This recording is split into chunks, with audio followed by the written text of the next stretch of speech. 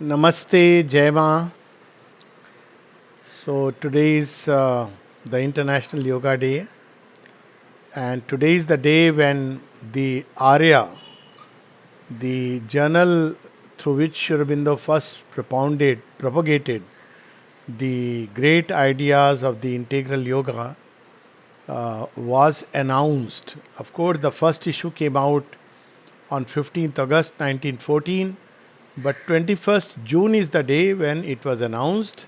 And as we know, it's also the day of the summer solstice, so it's a very significant day.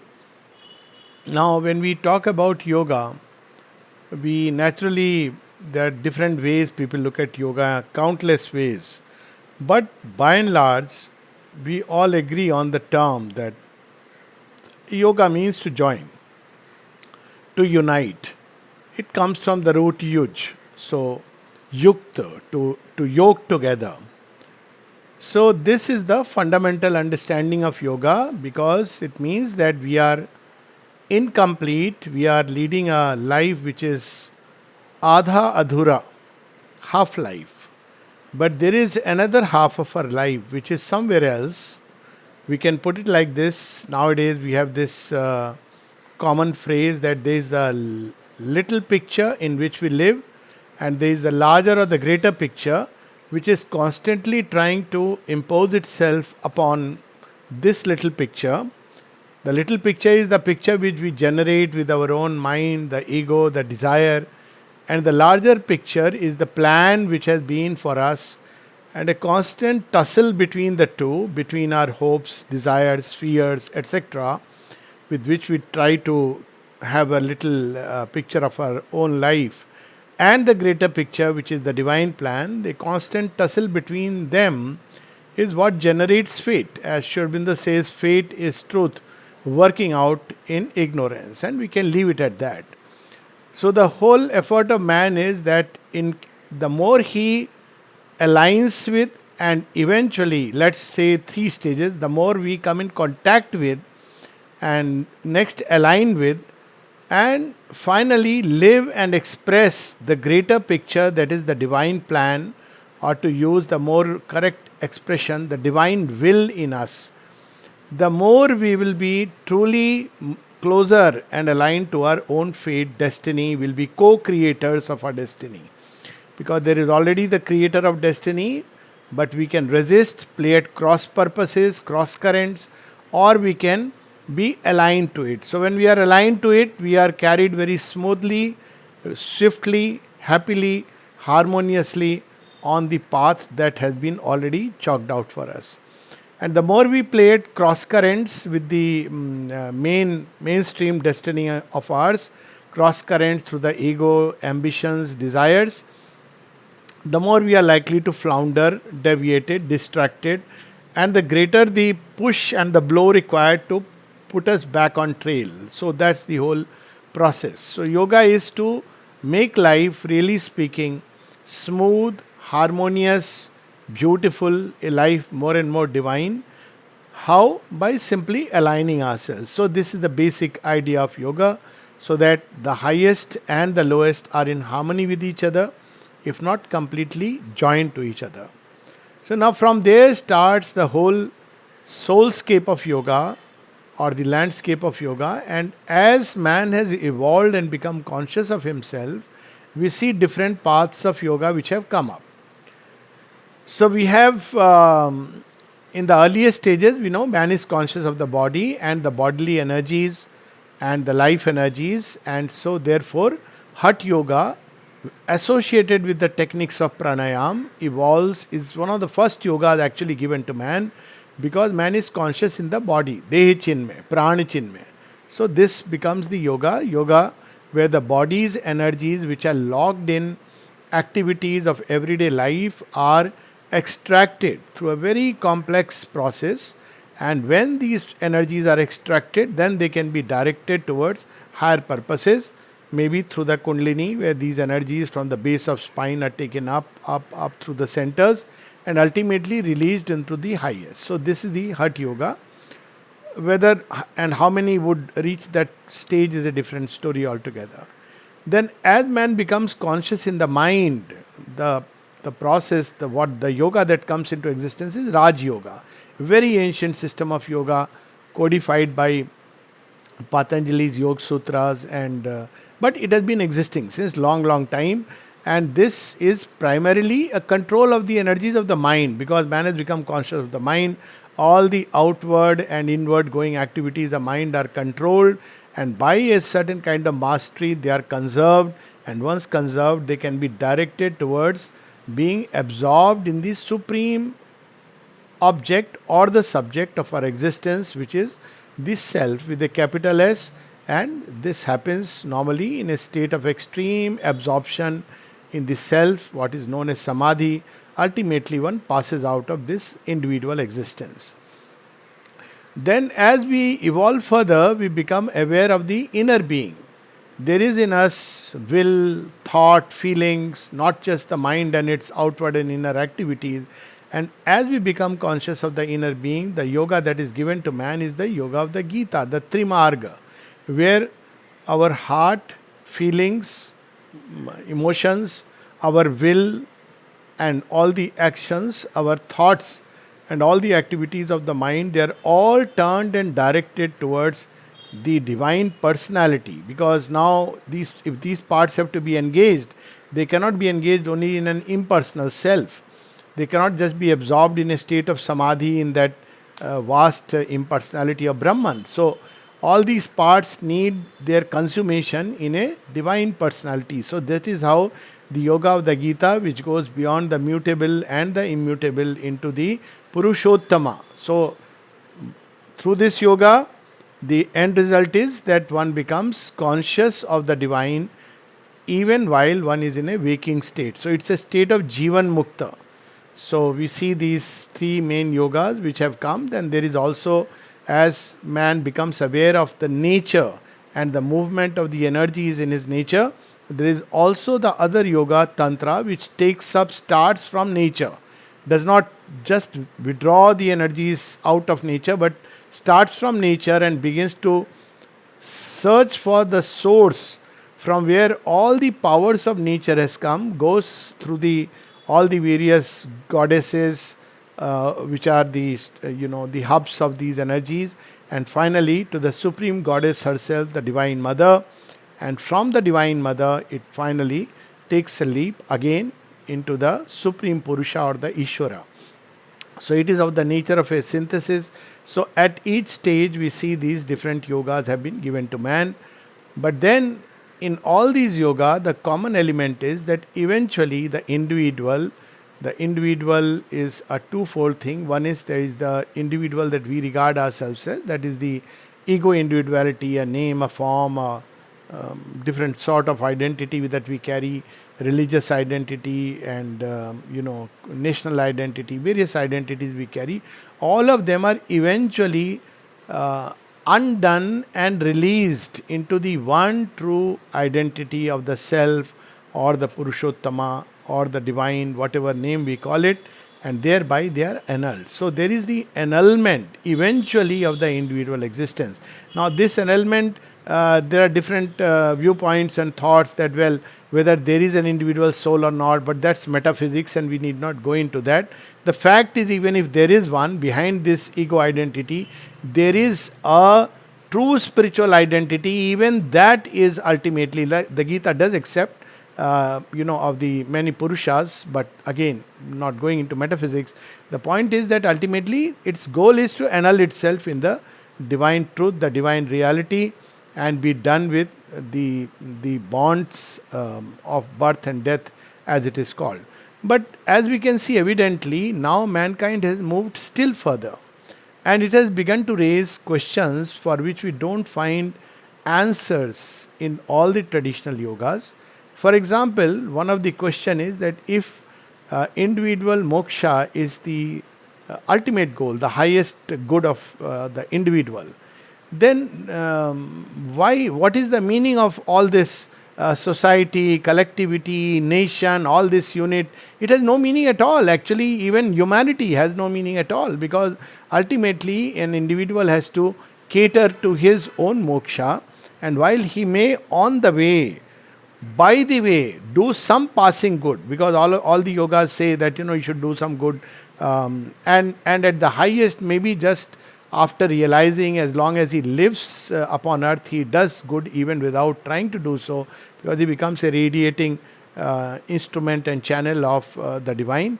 But eventually, the whole goal is to come out of this existence.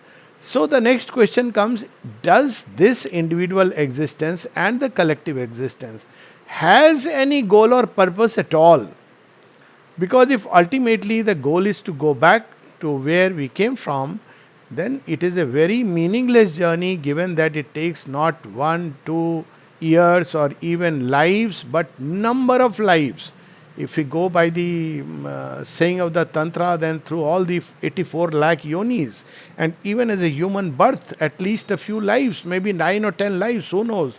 And all these lives through which one climbs ultimately to reach back where from where one had started. So, this is a yawning gap, a question mark, for which there is no answer in the traditional systems of yoga.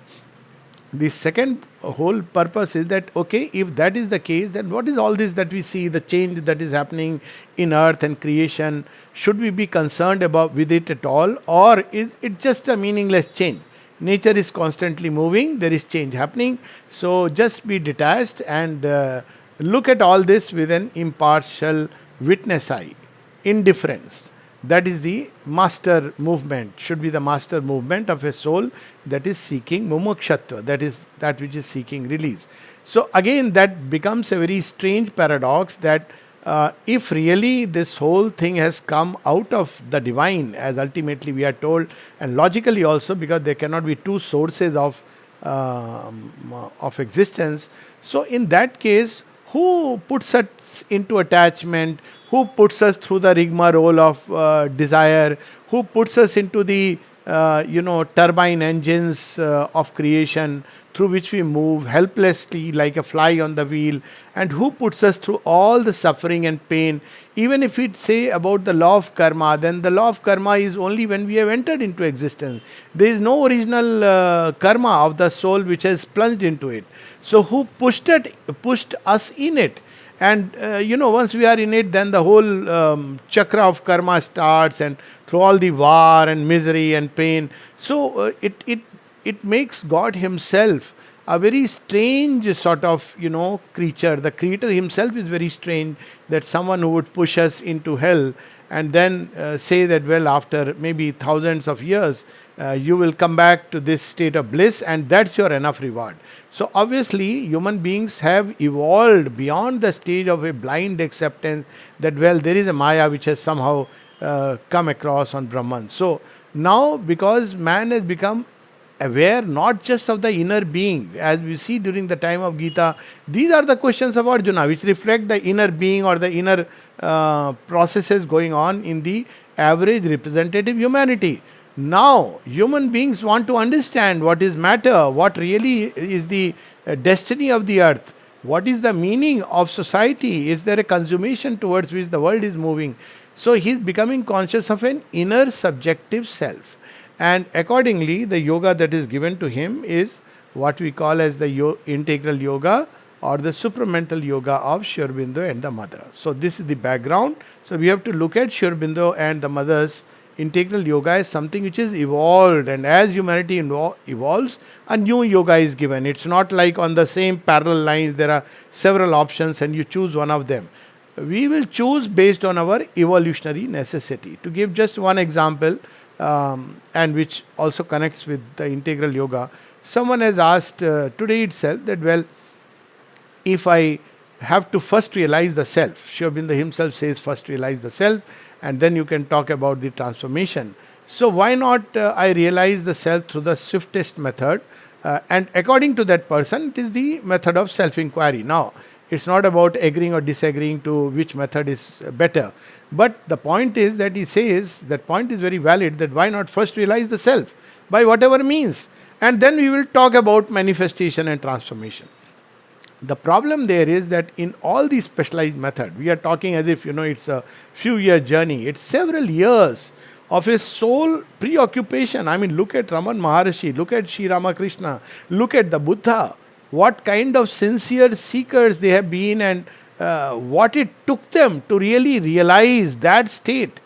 Even Swami Vivekananda, and in fact, Sri Ramakrishna says, I have locked that door of self realization, the highest for you, because you have the work to do. So, it's not an easy thing, and normally, when we take to a realization of the self, which is also the first step in Sri Aurobindo's yoga, well, we may use the word divine self, then the path which is taken in the traditional yoga is by either denying nature or by a kind of progressive attrition. For instance, if I go by the path of the jnana, then I have to perforce ensure that the demands of my emotions, the leap of my emotions, my passions for work, and all these things are gradually, the energy is diminished, and all this energy is directed toward the mind and inquiry and the buddhi and the intellect, and through this toward the greater self, and from the greater self, if we are very fortunate, towards he.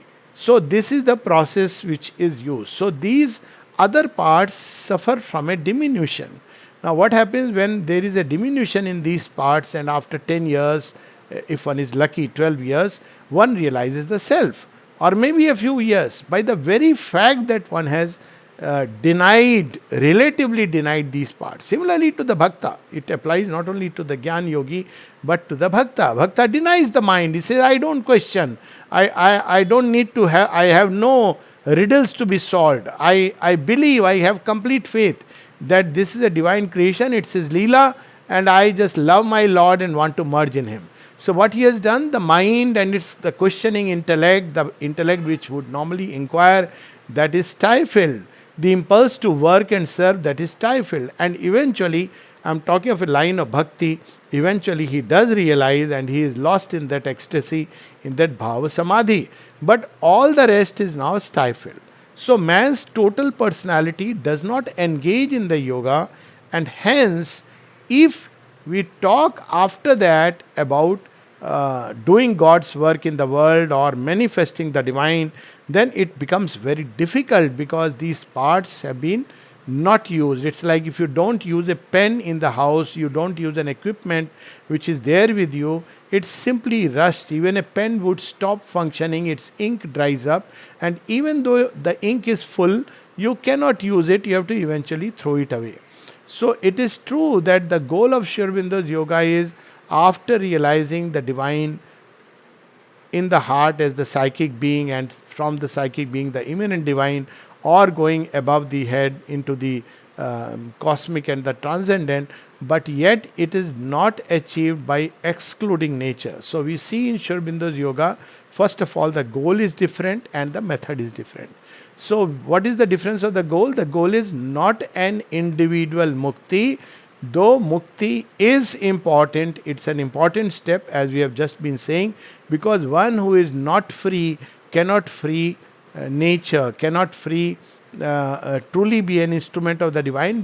By that is meant is that if he is not free of his own opinions, viewpoints, conceptions, preferences, etc., etc., when the divine influx starts, it will all get diverted somewhere or the other, or distorted, or he will get distracted. The divine energy may even sometimes go into aggrandizing the ego, that I am a yogi, I am someone, something. So therefore, it's very important to understand that along with realizing the divine self, one has to simultaneously work upon nature. So in Sri Aurobindo's yoga, it's not just liberation of the individual soul into mukti, but also liberating nature from all its limitations.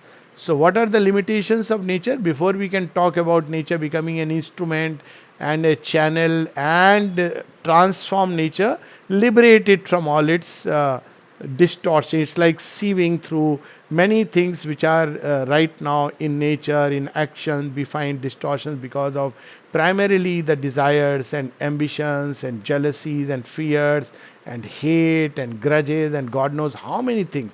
With mind, certain one-sided opinions, viewpoints, the tradition in which we have grown up. I'll give just one example. All of us love our tradition. I myself, the Vedas are to me so beautiful and sacred. because I've grown up here. But at the same time, I cannot deny the fact that when I read about, let's say, Chaldea, I read because mother spoke about Chaldean civilization which existed. And when I read about it, I found that these people, actually, they were exactly saying the same thing what is there in the Vedas. They speak about the upper hemisphere, they speak about the lower hemisphere, they speak about the celestial beings, they speak about ignorance, they speak about the covering over the individual soul, they speak about freedom from ignorance, they speak about joining the divine self, and they actually speak about manifesting. So, actually, we have to liberate the mind from all these one-sided viewpoints which come in. Now these viewpoints are necessary when you are ascending a step, because one by one you take the steps which are right in front of you. So you take those steps, but when you go to the summit, you discover that there are many steps from many sides which are leading there. So the mind has to grow very wide and supple. In other words, while we use a method, we are not tied to a method. Say, for example, that somebody uses a certain ritual. So, it's important to understand it's not a new religion that Sri Aurobindo is giving. Say, for example, if one practices a certain ritual, prayer, says a prayer in a certain way, and receives a response. Now, if he makes these rituals and these prayers that, well, everybody will receive a response if one does it, then one is actually forming a religion. And this is done so commonly, so unwittingly, as if God was waiting for that formula. And I often say this to people that, well, if you are trying to say that it's your ritualistic prayer and worship that brought the result, then tomorrow who prevents an AI generated robo to do the prayer and get the result? Why need a human being at all? Why need a conscious relationship with the divine? Now, this is important for us to understand. This may be good for me. And I am saying this because I see so many times, in a collective meeting that, people start that we'll chant Om 12 times. Now, because 12 times takes time, so we went gone on to, we'll chant Om thrice. Now, Om may work wonderfully for an individual. But the moment we say that everybody will chant Om, everybody closes the eyes and starts chanting Om, it's very good. I am not saying it doesn't generate a good atmosphere.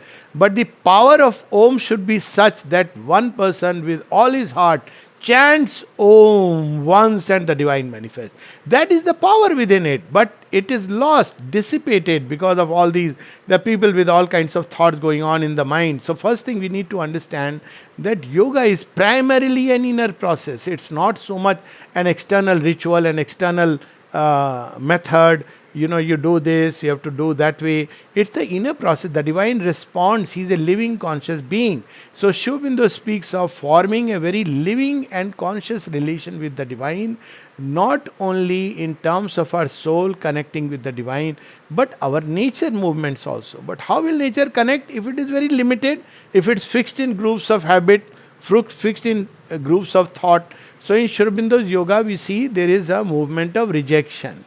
So rejection basically is what? Rejection is not that I reject life. No, I reject all that distorts life, all that gives it a coloring, all that gives it a kind of angle of deviation. Now, why this is important? Because when the divine influx starts, then if nature is still clouded, if nature is still full of all these little grains of sand, then it will start distorting the divine truth when it comes. So we have first the aspiration for the divine. No method or any method, whatever nurtures the aspiration, doesn't matter. He understands, so she understands. She or he is not dependent on, okay, he sat in meditation at such and such a place at such and such a time, was doing this particular mantram, this particular japa in so many times. Well, if that be the case, then we are not dealing with the divine but with a computer. So we need to understand the divine is not a supercomputer, and that's what is he is much more. And that's the beauty of that story, where the Jnani who is doing tapasya, following a certain method, and there is a bhakta who is simply ecstatically contemplating the Lord. A story which Sri Ramakrishna, has narrated, and Sri Aurobindo has ratified it. He has said, yes, that's true. So Narad is going, and they both asked from the Lord, how long will it take for us to realize the divine? So he comes back, and to the Jnani he says, three more lives. And the Jnani gives up. He says, such a difficult sadhana I've been doing. Three more lives. Oh my God. Okay, I think now this life, for this life, I'll leave it. I've done enough, and let me just go about and lead a normal life, which I missed out upon. I need to catch up on it, and then I'll see in the next three lives. Anyways, I'll realize, because there's the assurance of the Lord. Whereas the bhakta, he says, "Oh, my Lord will meet me." He says, "Yes, but after as many leaves on the tree, which are plenty." And this man is happy, happy beyond measure that he will meet me. That's enough. And just then the Lord appears. So we need to understand that sadhana is not a set of methods. Sri Aurobindo says, all methods and no methods, it's the sincerity of the aspiration. So as Sri Aurobindo says that the divine responds not in the measure of the sadhana, but in the sincerity of aspiration. Now, whether the aspiration is sincere or not, nobody can know about it from the outer movement, but it's an inner state. So, sincerity of aspiration is the first thing, and this aspiration can be lit in every possible part of the being. So, aspiration in the mind for knowledge. Why? Not because I'll become a knowledgeable person, but because one wants to know the divine. The divine is the one object of one's life. One wants to know the divine, and by knowing, one can love the divine better. And then again, aspiration in the heart is seeking for the divine love, for perfect love for the divine, and an aspiration in life to serve the divine, and aspiration in the body to find its own consummation in the divine, so that it can become a perfect instrument and channel for the divine. So there is a simultaneous working going on by the action of aspiration, both within the soul, which is in the depths of the heart, as well as in nature. So this aspiration means we are carrying the sadhana simultaneously together on the inmost self as well as on nature. We are not drying nature. We are not refusing to eat, but the food becomes a means that may it create in me all the elements which are helpful to the sadhana. One is not running away from physical exercises or games and sports, but one does that with the aspiration that the body may develop, become strong and supple, and become an instrument, a conscious instrument of the divine.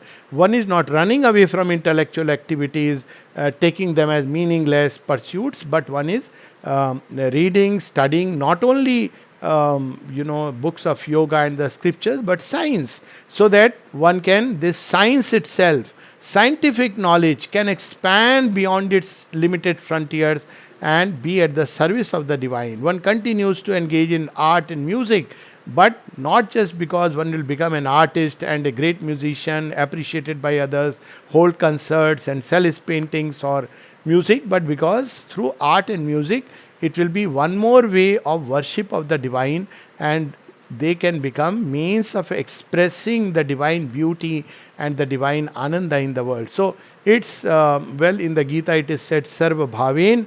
We can say sarva bhaven sarva karmena. Gita also speaks about sarva karmani. So it is both which is going on together, sarva bhaven as well as all the actions one is turning toward the divine, but with the aspiration. So it's giving to the divine, but with the aspiration that may all these actions of nature, movements of nature, become more and more a worthy instrument and channel of the divine action. This one part. Second is the rejection. So again, normally what one has to reject is ignorance which has come over the soul, and that ignorance is basically the ego and the desired self. Basically the ego and the desired self, which is right in front, which diverts everything, gives us the false idea of the self that I am this. So of course that has to be rejected, but along with that there are many movements, because one may, for example, reject the ego self and say, well, I am nobody, and yet allow all kinds of forces to pass through oneself without even noticing. One can say, well, I am in search of the self. How does it matter whether in a certain moment I get angry? You see, there are people who find the self also and they get angry. They suddenly are overtaken by certain movements and they say that this is simply a movement of nature. This is not me because I have found myself. or I am finding myself, I am seeking myself. So what is happening in the fields of nature doesn't concern me. So one has to reject even in nature. Not just it's enough to reject ignorance in general, but reject the lower movements or the ignorant movements of the heart, which vitiate, the love, and this chalice has to be cleaned up. So this is the process of purifying. So rejection has also to be integral. And then finally surrender. So one is surrendering again the core central self, the jivatma, at the feet of the divine, but also surrendering of the mind. What it means is that whatever I know till now and whatever I yet may know is nothing compared to the infinity of knowledge and the truth which is beyond knowledge and vision, and where it rests in silence, is nothing. So it's a state where one is completely in front of that burning home of truth, where one is not trying to use just one's own analysis or one's knowledge that I have read the Vedas, the Upanishads, and the Gita. But if one is not humble enough, or Sri Aurobindo and the mother, if there is no humility, then true knowledge cannot find room. So one has to be surrendered in the mind that, well, whatever I may know, I should be ready to drop that entire thing next moment if a new knowledge finds space into the room. So this mind has to become quieter, if not silent. The more the mind becomes quiet, the more it is ready to surrender and open to the influx of the higher consciousness, the mother's working. Similarly, the heart has to be surrendered. We can't say that, well, I love the mother and therefore the mother will do whatever I wish and she is bound to do because, I am the mother's child. This means that there is lot of egoism in the bhakti, and which is very dangerous because, well, we know that the egoism in bhakti led to the fall of someone like Ravan, who was a bhakta and a mighty instrument. He was spreading the Vedas, he was great in music. But because of this egoism in bhakti, that I am a great bhakta, I am a special bhakta, and the divine is bound to listen, to respond to everything I want. If I want this, the divine is bound to give me abhiman. All these things have to be rejected from the heart, that I want this. All the wants have to ultimately not just mutate, but transmuted into simply that I want only thee. Through all relationships, through all the people I know, through all the various engagements in which my heart is connected, I want only you, to see you in all things, to live for you, to love you in all.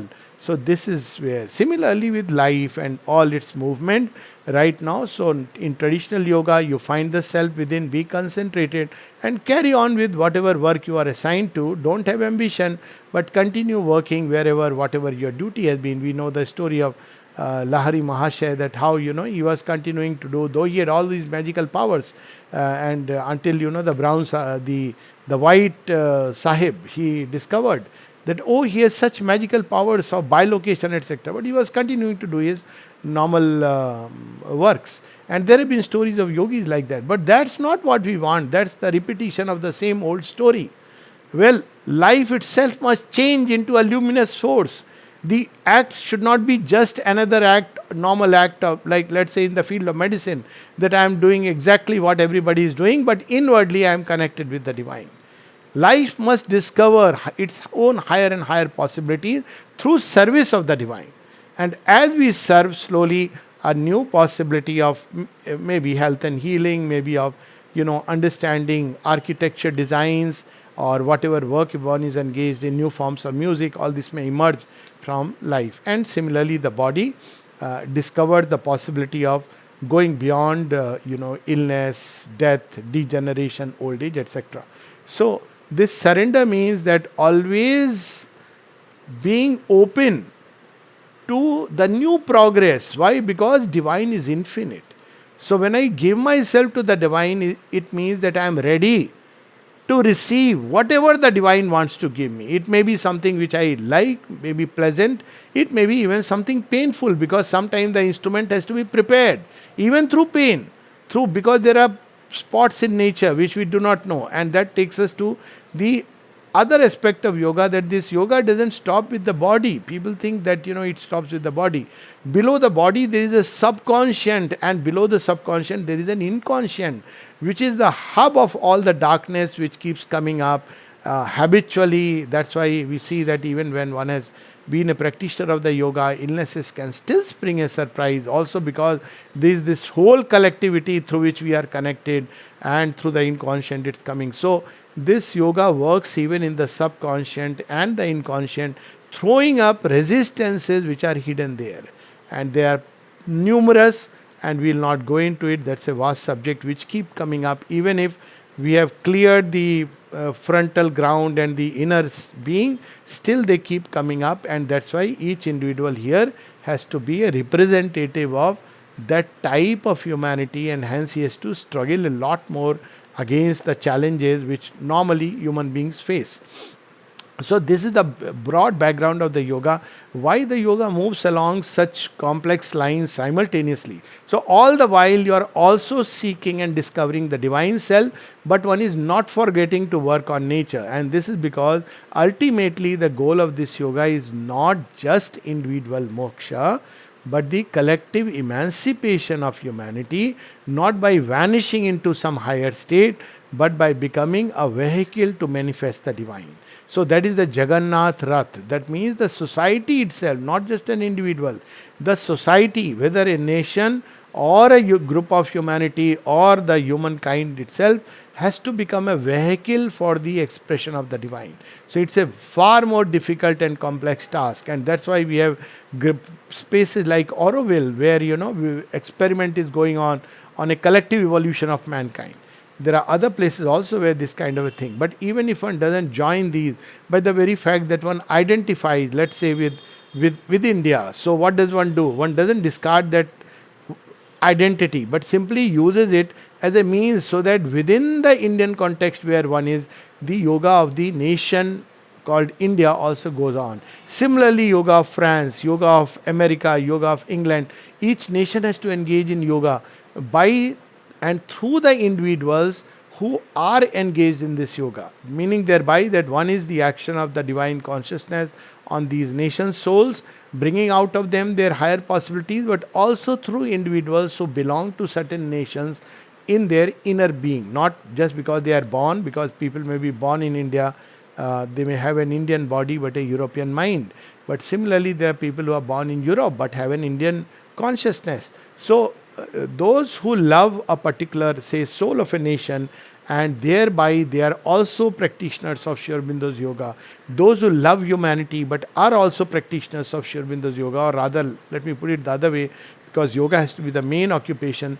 Those who are into Sri Aurobindo's yoga and also are a lover of humanity and or love a particular nation, they don't have to discard this as if it is attachment, it's going to come in the way of the work. No, it need not be attachment. Yes, take away the attachment part, which is wanting selfish interest out of a community. But yes, turn that linkage to humanity and to a nation into a means for becoming a instrument and channel through which all the divine energies pour, and because of our connection, they go and feed the soul of a nation and the soul of humanity. So this is how this yoga starts moving on wider and wider grounds as one evolves. So one starts with individual mukti, in the sense freedom from ignorance, but then one enters into the cosmic fields of cosmic ignorance, and as one continues the yoga, the cosmic fields begin to become more and more suffused with the light of the divine. So one simultaneously participates in the individual yoga as well as the collective yoga. The more one gets rid of difficulties within one's own nature, one automatically helps in others finding it easier to get rid of these difficulties. So this just to give a broad scape of the yoga. So individual mukti, finding the divine, is one part. Then the manifestation, for which the instruments have to be ready. They have to come in contact by the divine through aspiration. Then they have to be ready to receive the divine influence. And as they receive the divine influence, they have to progress. To give an example, that let's say the mind begins to receive the divine knowledge. Now it's possible to stop there thinking that, oh, now I have reached a point where my mind has become an instrument. Now, the moment one does it, there will be a slow downfall or there will be a static condition. Now, one goes further and further until the mind itself becomes wider, more receptive, vaster, more receptive, more plastic, and so new forms of expression. That's why Shubindu speaks of the layers beyond the mind. And more powers from above can express through the mind. Similarly, the heart. It's not enough just to have a quiet heart. One will realize, it's very easy to believe or delude oneself into believing, oh, now my love is true, my love is pure. Wait, the divine will show you where we stand. And then slowly the heart becomes wider, truer, more compassionate, deeper. So every part, the working will go on. So contact, then progressive influence, and with that, increase of aspiration, increase of surrender, increase of rejection, and increase of ultimate giving of oneself to the divine. So all capacities that grow have to be placed back at the divine feet for the divine service, until through this process, both one's individual self and the nature begin to grow more and more one with God. That's how the replacement begins to take place between the human nature, which through contact with the divine nature, the human nature begins to be replaced by the divine supernature. And that's how the change of nature, change of consciousness takes place. And at each level, there is a reversal. So as we grow, the whole outlook, in look, everything changes. The whole thing is seen in a new light and is so amazing that, oh, I was looking at the world and myself in this way, now it's a new change. Then so on and so forth, as if one is climbing one hill after another. And this journey is a constant process. And then finally, as a result of all this change of the instruments, meaning thereby the most physical instrument. So there is the change of nature fundamentally. The mind has changed now into a mind of light, but the brain is still subject, may still be subject to degeneration. The eyesight still be subject to degeneration. The heart still subject to, the limitations, unable to contain and express the tremendous onrush of divine love. The life unable to hold the divine ananda. So all these instruments, especially the physical instrument, the limbs, the head, the heart, all these start undergoing a change. So that is the process of physical transformation, where ultimately all these cells open up to the divine influx and they begin to change as a result of contact with the divine grace, divine love, divine light, divine truth, divine beauty, divine harmony, divine ananda, divine mother. So this is the broad movement of the yoga. And as we can see, how far it goes, traditional yoga stops at mukti. Nature's importance is only that it should not be an obstacle.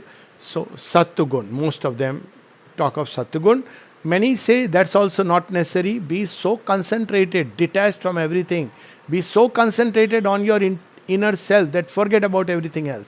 Now you realize it, but your nature remains subject to all kinds of forces. Here you have to take both together, because the aim is not just individual mukti, but the divine manifestation, to be a conscious collaborator and participator in the manifestation of the divine upon earth. So the whole process is far more detailed and complex, very easy in its essence, because aspiration, rejection, surrender is the mantra which goes on along with constant remembrance and giving of oneself to the divine. And that if one continues, then eventually the path becomes wider. A time comes that, this personal effort is the inner psychological effort primarily. But as one grows conscious more and more of the divine, a time comes when personal effort actually ceases. Because the divine who takes up, Divine Mother takes up the yoga. And then she does it all. Nothing is required after that, because of course one has to remain vigilant for certain intrusions which may take place. But it becomes like a person who has practiced cricket thoroughly, becomes eventually, he doesn't have to worry, think, plan that, well, now I have a new fast bowler and how am I going to face. His very body develops such reflexes that it doesn't matter. He is ready to strike and is capable of striking it. So that is the state when effort ceases and the joy of effortlessness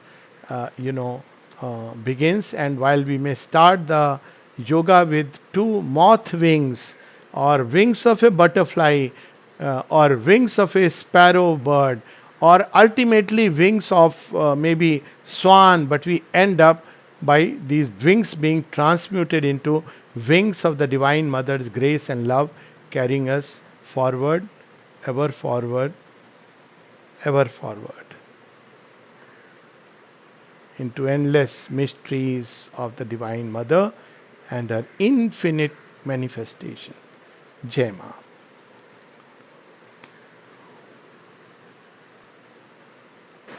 This is Yogesh. Yes, Yogesh, please tell me. Yeah, fantastic. I mean, it really lays out a path of how the evolution is. But the mind says that if we look at this, all of these teachings were there and they've been available for the last few decades. Could you share some real life experiences of people who've evolved to this stage and are making such a beautiful difference by being? I mean, we can obviously go back to the mother, and I'm saying since Yeah. the teachings, can we get some visibility of disciples, followers who've taken this and are truly living this life that you just shared with us? So I understand this question has a meaning because see, for a long time disciples were very hesitant to share their own experiences. I myself, used to debate about things which happened in me, with me, but then I realized that the demand of the age is very different, and an experience which has settled in the being after many, many, many years or maybe a decade, then you can share it, provided it's done in the spirit of, yes, as you said, the demand of the age. Like Vedas themselves are sharing of experiences. So there have been, fortunately, many disciples who have shared. I think there are plenty of them you will find on websites now where there have been experiences of disciples which have been shared. There are books as well as websites on which these disciples have shared their experiences. One has to read them. Well, in my own life, I have experienced many things. I can just share just one. I mean, again, they are there on the on interviews of my life with Narad. They are there on Aroma and Auroville website. One 15 minutes thing. So one of them I can just share with you because speaking is one thing. So it was like this lid here, which is spoken of, and it suddenly burst open, and I actually saw it open, and there was such a it was a glass lid, not a iron lid.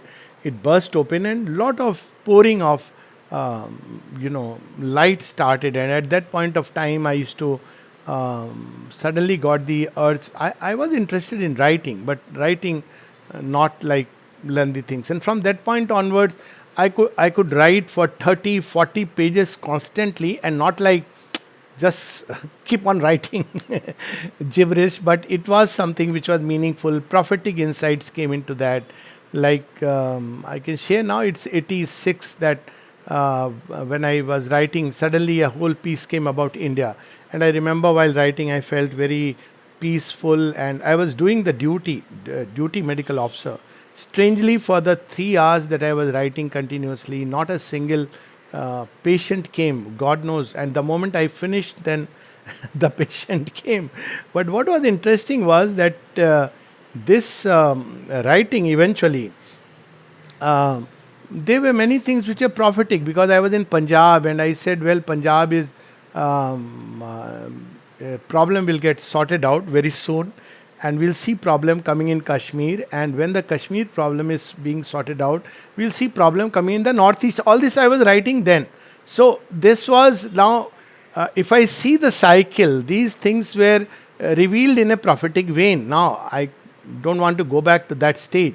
And that's how the whole speech and all this started. Many things happening in the heart. Now problem with them is that many of these experiences and changes that one observes are very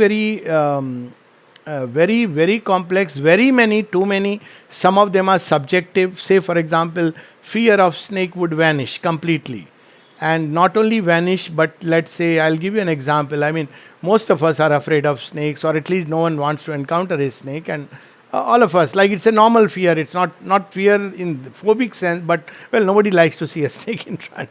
And it got replaced to that extent that there is a cobra which moves around. here, and somebody the other day was telling me, and I just felt that I can just talk to the cobra, and I just prayed that, see, people are afraid of you. They were saying do something. I said, okay, I prayed prayed to the spirit of cobra, prayed to the mother, and all is fine. So it doesn't, because it's right next to where my scooter is parked, but it doesn't come. Now, there are people who are not afraid of snakes, which is fine. There are some who play with it. But now this goes away. There's something very objective, which I'm aware of within me, and it shows in actions, in very concrete physical actions. So there are plenty. I mean, there are plenty of people who are experiencing the self, experience of the psychic being, experience of the self. Now, one is hesitant to describe those experiences, but experience of Sri Aurobindo's Vishwarup, if you want to call it, well, that's one thing which I did have, Sri Aurobindo's Vishwarup experience by his grace, nothing else. And he is doing a yagya, and in which I am there as one of the Chinna priests, and he is in his whole Vishwarup conducting. So there are plenty of them, plenty. Champak Lalji's experiences, you have visions of Champak Lal, Amrita, plenty actually, if you ask me. So they are there, but one has to obviously go there and read them. And this is just about 100 years. But yes, disciples are very much concealed here in terms of, their dress will not betray what they are experiencing inside. They will be full of joy and peace. So you won't get to know. They won't be talking only philosophical stuff that, this is what Vedanta says. So it is easy to not take notice of it. I know a person who actually knows without, if you open a book in front, he will know what you are reading, a letter, for example, completely, who lives in the cosmic consciousness. But now people obviously, and they are all young people, not old people. I know of people who are experiencing the divine everywhere, have experienced it. So plenty. So this all I can say in maybe 5 minutes, 10 minutes. Otherwise, it'll be a Purana Gatha in its own right. Yeah. Thank you so much, Alokda. The Thank you. question that I asked earlier was, with all this context that you shared in this call and previously also, how does one operationalize that on a day-to-day basis? Yes. If you can please guide us, that will be very helpful. Yes. So basically, before we talk about daily basis, one should know that, well, life is meant for finding the divine, serving the divine. Once we set the aim right, then every time as we move through life, various activities, various suggestions, various impulses will come. One has to learn to step back. This is a fundamental practice of the yoga. That instead of rushing into action, step back, discern, see. Buddhi Yoga of the Gita, that's the basic starting point, and Sri Aurobindo speaks about it. That what I am going to speak, what I am going to do, is it really going to help me in my progress? Is it going to help the world in its forward march? And if one can just do this much, mastery over actions, impulse, and speech, that is going a long way. Even the heart rushing to act. So step back for a while and turn inward, upward to the mother, and just withhold that movement. And many times we'll see that the whole earth goes away because it was not prompted by something deeper or higher. This is a basic practice throughout. Then, yes, morning when one gets up, one just offers the day instead of rushing for anything with gratitude. Spend some time. Mother at one point recommended just spend 10 minutes calling Ma, Ma, Ma.